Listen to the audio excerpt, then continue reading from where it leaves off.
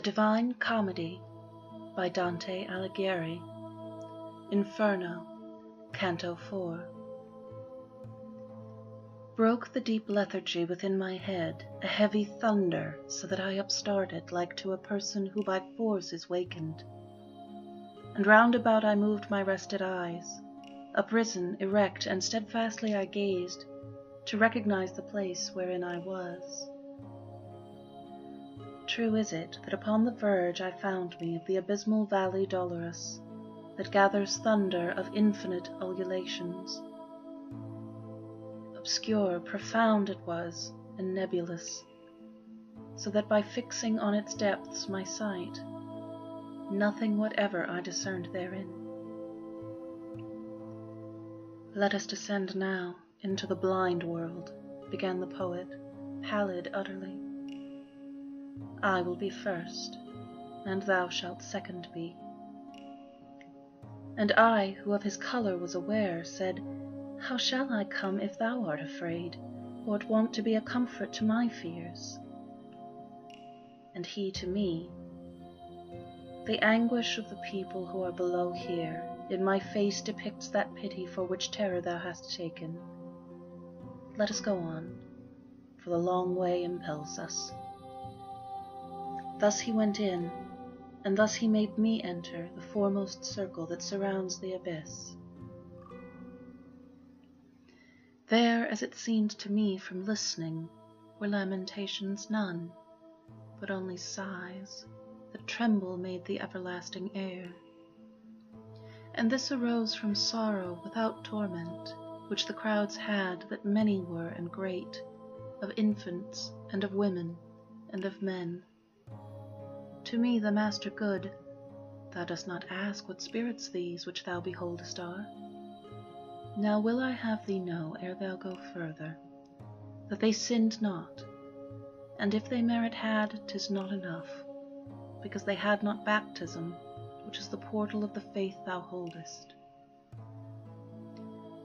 And if they were before Christianity, in the right manner they adored not God. And among such as these am I myself. For such defects, and not for other guilt, lost are we, and are only so far punished that without hope we live on in desire.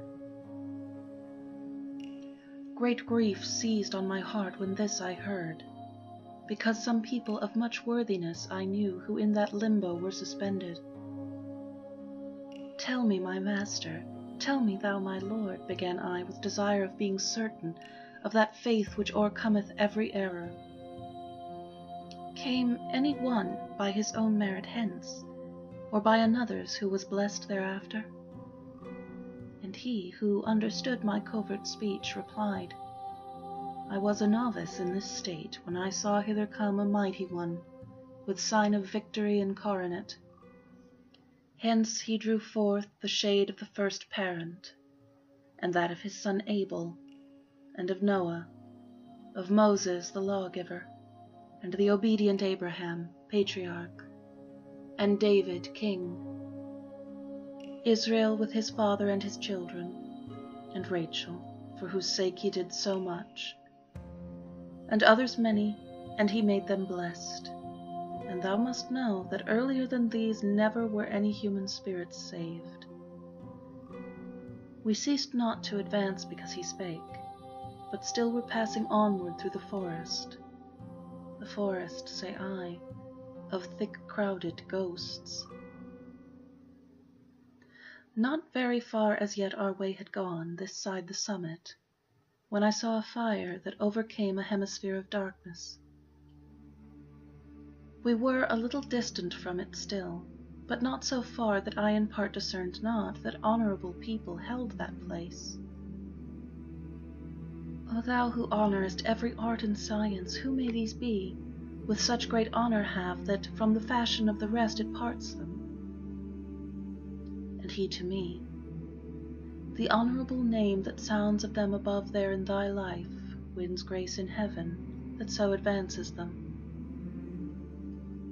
In the meantime a voice was heard by me, All honour be to the preeminent poet, his shade returns again that was departed. After the voice had ceased and quiet was, 4 mighty shades I saw approaching us. Semblance had they, nor sorrowful, nor glad. To say to me began my gracious master, him with that falchion in his hand behold, who comes before the 3 even as their lord. That one is Homer, poet sovereign. He who comes next is Horace, the satirist. The 3rd is Ovid, and the last is Lucan. Because to each of these with me applies the name that solitary voice proclaimed, they do me honor, and in that do well. Thus I beheld assemble the fair school of that lord of the song preeminent, who o'er the others like an eagle soars. When they together had discoursed somewhat, they turned to me with signs of salutation. And on beholding this, my master smiled. And more of honor still, much more they did me, in that they made me one of their own band, so that the 6th was I, mid so much wit. Thus we went on as far as to the light, things saying 'tis becoming to keep silent, as was the saying of them where I was. We came unto a noble castle's foot, 7 times encompassed with lofty walls, defended round by a fair rivulet. This we passed over even as firm ground.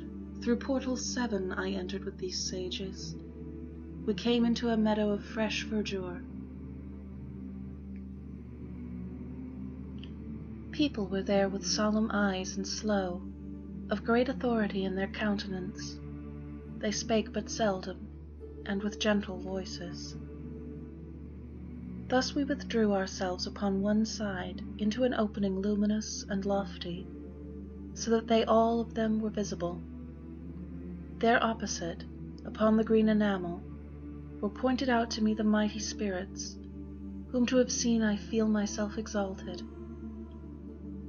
I saw Electra, with companions many, mongst whom I knew both Hector and Aeneas. Caesar in armor with gerfalcon eyes. I saw Camilla and Penthesilea on the other side, and saw the king Latinus, who with Lavinia his daughter sat. I saw that Brutus who drove Tarquin forth, Lucretia, Julia, Marcia, and Cornelia, and saw alone, apart, the Saladin. When I had lifted up my brows a little, the master I beheld of those who know sit with his philosophic family. All gaze upon him, and all do him honor. There I beheld both Socrates and Plato, who nearer him before the others stand.